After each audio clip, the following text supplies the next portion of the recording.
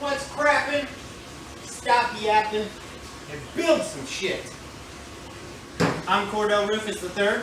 Today we're going to go over part 2 of the E36 M3 bazillion horsepower 2JZ or 2JZ build. And we're going to do a breakdown of the stock Aristo 2JZ GTE twin turbo non-BBTI with a piece of shit auto, which is trash. But what I wanted to go over is just a few things you can do to kind of make your life easier when you're going to do this. Home Depot.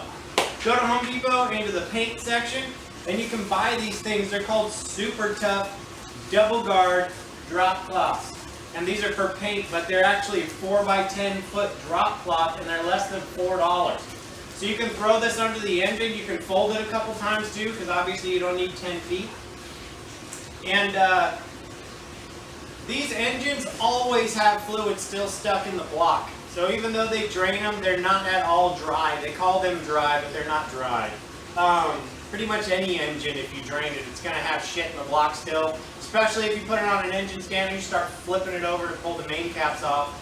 You're going to be dumping a bunch of crap all over your garage floor, and it sucks. It's a pain in the ass to clean up. You're going to be down there with carb cleaner and friggin' going through all of your shop towels that you bought for your project. It's stupid.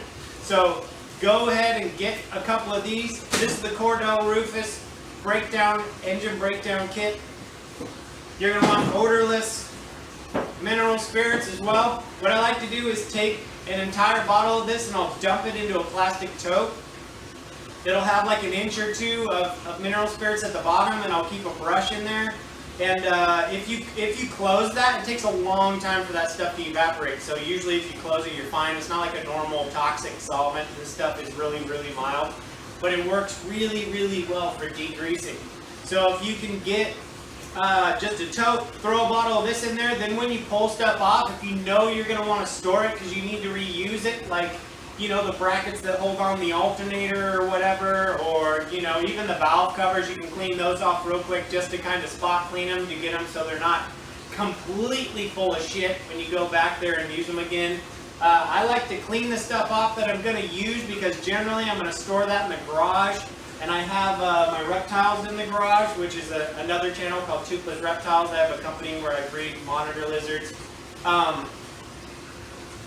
But if you're going to store that stuff in the garage, you don't want it full of crap, because then the garage smells like engine oil and it sucks. So use that to clean it off, and then obviously you're going to want to get carb cleaner. I don't like to use the high pressure stuff just because I tend to go through twice as much of it for no reason. So I'll get the lower pressure stuff, and they sell this stuff at Home Depot as well, right next to the, like with the weed whackers and shit, where they sell like the 2-stroke oil. You can grab some of this while you're there. And that's pretty much all you need to do the engine breakdown. I have an engine stand, since my brother and I have built quite a few engines. So we have the engine stand, the cherry picker, all that good stuff. We actually have a cool tray that we use when we're tearing down engines and building them back together. You can roll the tray around the engine, work around it. You guys will see that. But a couple things to make sure you do. The first thing that I always do when I tear down an engine, obviously yank the tranny off. That tranny's junk. If you think you might need some of the sensors out of it or want to keep them, pull them off. But generally I'll pull the tranny off. And since it is an auto, you know that fucking torque converter is going to be full of ATF. So be mindful of that. Throw a pan under it or throw a couple extra ones or these things under there. The ECU and wiring harness, I don't need any of that stuff. We're going to go with the Wiring Specialties harness. I already talked to them, and we're going to use the Haltech Elite 2000. And they're going to set up a whole harness for us, which should be really nice. And so we don't need a whole lot of that, but usually I just drop the pan first, yank the tranny off, drop the pan first, and then we'll get at least as much of the fluids out of it as we can. And then I can start pulling apart the top end of the engine. I like to pull the cylinder head off first after that, just to give me better access to the bottom end. I mean, the bottom end rotating assembly is a lot easier to pull apart, obviously, if you don't have the cylinder head on the engine. So I like to yank the head off first, and that obviously entails yanking the exhaust housing side off. You're going to want to get rid of the manifold, the stock twin turbo setup. and the intake manifold side. One thing you want to do before you start tearing any of these things down is get like a shitty $200 or $100 digital camera that takes decent photos and get a big memory card for it, and just use that camera, designate it to take photos of the engine and the stock routing of all of your lines. A lot of this stuff we are not going to be using, but if you can track down the lines where it actually connects to the engine, then you know what that line is for, and if it goes to something else, and if you can cap it off or not. So basically, as far as like the vacuum system, 99% of that crap you're never going to use. Same thing with these things usually have like a PCV system on them. I know a lot of the emission stuff is not on there since it's a JDM engine, but there's a lot of sensors and crap we're not going to be using, but you don't want to start yanking everything off, and then when you go to put the engine back together later, you don't know what stuff you can cap off and what stuff goes where. So take a ton of pictures. If you take all the pictures on your phone, you're going to have to cycle through 1,000 photos of you and your kid and all this other crap before you find the photos that you want, and it's just a pain to keep track of. If you have a separate camera, you can connect it to your laptop, flip through them and cycle through them, keep a laptop out here with you, and you can kind of look through as you go. You're like, okay, I can kind of see where that line went when I took it off. Make sure you take pictures of the stuff that you think is important to remember. But aside from that, it's pretty straightforward. You're just going to yank this thing apart. We really only need the block, the head, and the crank out of this thing, to be honest, for what we're doing. Most of the other stuff is just going to get put somewhere and put away, and if anybody wants to buy some of it, maybe I'll put some up for sale later on. But we're going to do a time lapse with the GoPro. I'll set a GoPro up and we'll do a time lapse at the engine breakdown. It should only take a few hours, so I think I'll do a picture every couple minutes or something just so you guys can see. But I'll give you some updates as we go, and then we can take a look at the cylinder walls. We're going CPHD 20 overs, so the cylinder walls don't really matter. We're going to overbore them anyway. And then we're actually doing billet main caps from Real Street Performance and a bunch of other goodies, but I'll wait to go through all that when we finally do get that stuff in, because we're waiting for it to ship and get here. But we'll go through the breakdown, and it'll probably be boring, but it should be cool for you guys, because it's only going to take you guys like 3 minutes to look at it. But it's going to take me forever in a garage during a fucking San Diego heat wave. So, here you go.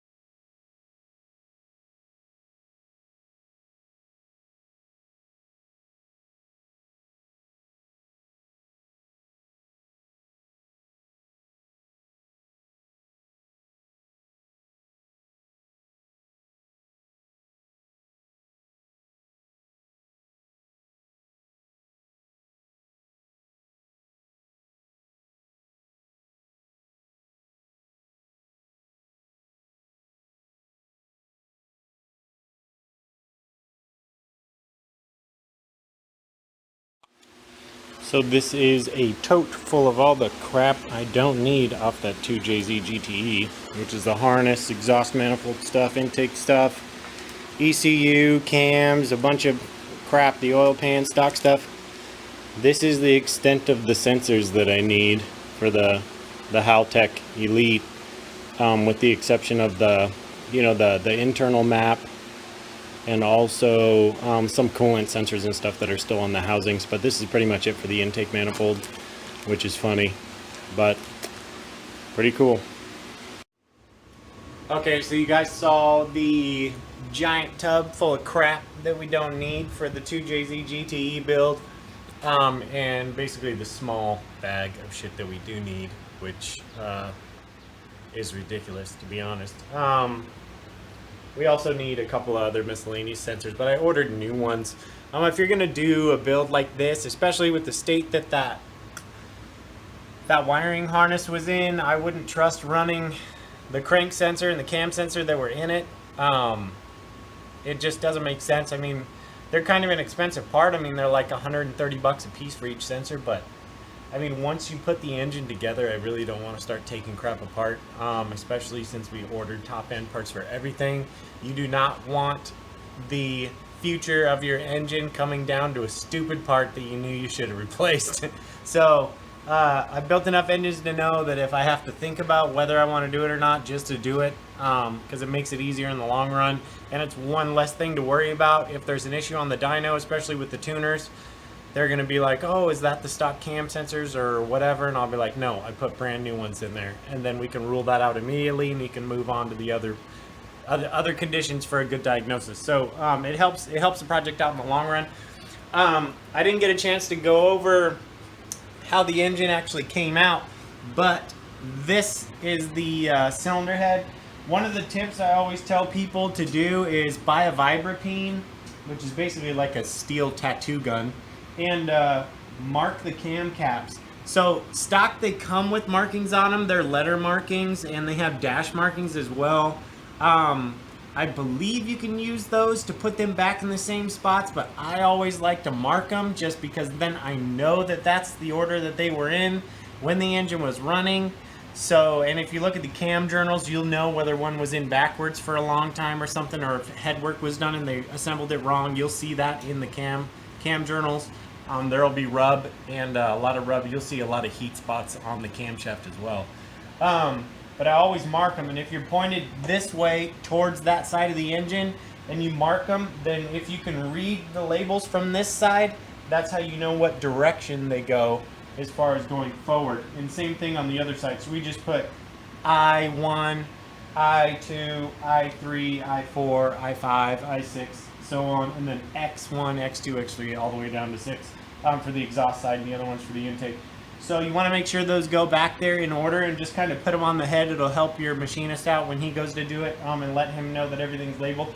But the cylinder head didn't look bad. You know what was really funny was on this engine, the intake ports were dirtier than the exhaust ports. And that's one of the first signs you'll see if there's an engine that's been getting really hot or ran low on oil. And what happens is the breathers that come out of the valve covers, they go back into the intake.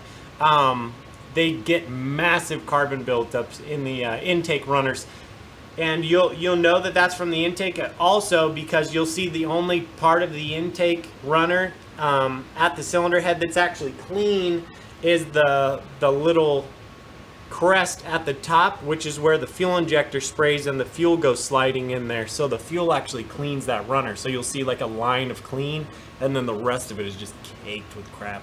So that's kind of that's one of the things that I noticed. Obviously, this thing was ran low on oil and was getting really hot. The journals were fine though. The crank journals were fine. The bearings didn't look bad. There was minor scoring, so all of the stuff that we need to reuse should be okay. And we can take a look at the crankshaft right here. So you can see if you look closely. Let's see if we can get you a closer look. You can see that there's actually, you can see the lines. Those are heat marks from this thing getting pretty hot. Probably running low on oil and getting hot spots. That'll be able to get polished out. I mean, it wasn't like the bearings were wrecked and the crank's not bent or anything. But if you're going to go to the extent that we're going to, you want to get that crank polished out. You want to get it rebalanced. I think stock balancing is probably like 2 grams or something, which you can get it a lot closer than that in a machine shop. So have them go through all of that stuff, and they'll polish out that crank. It should be fine. And then obviously we'll go check out the block. So the reason that I didn't want to go, because I've seen some people, like even I think it was Titan Motorsports had a 2JZ GE block for sale that was already all built, but I don't like the GE blocks because they don't have the piston oilers. Piston oilers are a great thing to have. Pretty much all of the Honda engines I've ever built and the Honda race engines that we've done have always had piston oilers. and they work really well for keeping the piston cool and lubricating everything under there. So the only thing is you need to run a really good oil pump if you're going to have piston oilers, because you will lose pressure and it puts a little bit more load on your pump. But this is how we ended up with the block. So the block came out fine. There's real minor scoring in the bores, nothing big. We're going 20 over overall, so 10 thou per side anyway. And from what I understand, that should be well within the range of keeping the integrity of the block for what we're doing. I don't think we should have any issues. You know what I miss about Hondas is that their blocks are made out of aluminum, and this fucking thing is heavy. And so I carried this out here, but it probably weighs, I don't know, 200 pounds or so. I mean, I'm a big dude, but it's pretty heavy. Make sure to take pictures of the block. So one of the things I would recommend is, if you see these things like the studs and everything where they're at, take pictures or take them out, because a lot of times when you drop your block off to get machined or to get hot tanked, the machine shop is going to pull these out anyway because they could be in the way of something, and then they'll give them back to you in a bag, and you're going to be like, shit, I don't remember where those went, and you got to go figure it out and fish it out. So at least take pictures of where the studs are before you give it to the machine shop. Otherwise, just take it all out, because if it's all out, then they don't have to do anything. That would be one of my recommendations. I think they're probably gonna end up pulling out freeze plugs and flushing all of the water jacket areas and water galleys and all that good stuff anyway. But the crank journals and everything looked fine as well. There was no issues with the block whatsoever, other than the fact that, you know, it doesn't have an awesome rotating assembly in it yet. But another thing that we had checked, I mean, the valves looked like shit. The cylinder head was definitely full of a lot of carbon from burning oil. And the valve covers are right there, and they are horrible. So even though I did like a kind of a spot clean with the mineral spirits, they still ended up pretty bad, so we're just gonna buy new ones. Titan actually sells 2JZ GTE valve covers that they build themselves that already have -10 ANs on them, so we can use those for our catch can. We're gonna build the catch can, and then another thing that we were gonna do that we're going to show you guys about later is there's actually an oil level sending unit on these things, but you can get a cover that covers it up, because obviously we're not going to be using that. But on those covers you can actually put a -10 fitting. So what we want to do is run that -10 drain to the bottom of the breather box, and then or a catch can as some people call it. And so all of the vapor that comes out of the valve covers that's going to go into the breather box will automatically drain back into the block, and it should work really well, and it'll be a zero maintenance thing, so you don't have to fill up a can and then drain it and all that crap. I don't like doing any of that stuff. But we're also swapping out the crank pulley, so we'll get there eventually. But a lot of that stuff, anything rubber, needs to go, because the engine's been sitting around forever. And with the harmonic balancer and the rubber that's inside of it, that's a no-no, especially with the amount of power that we're going to be putting down. Replace all that stuff in the rotating assembly, but we'll get there as we go. That's how we ended up with the engine disassembled. Cylinder heads are okay, the block is okay, the crank is okay. That's all we care about. And we pulled off a good number of the sensors that we'll reuse, but there's hardly any of them anyway. And they're not critical sensors, so it's not really going to matter. But I hope you guys enjoyed the video. That's part 2 with the 2JZ breakdown. And then we'll come back with, I should be getting a lot of the rotating assembly stuff this coming up week from Real Street, and I'll do a video on that, kind of overview what all we're putting into the bottom end and what we expect. And also I'm going to talk to Greg at Total Performance here in Santee, and we'll get kind of an overview as well on the machining processes we're going to do, so I'll let you guys in on that, and you guys can follow along with the build. So it should be pretty cool, and I'll try to keep all you guys updated as much as I can. Pretty neat. Build some shit.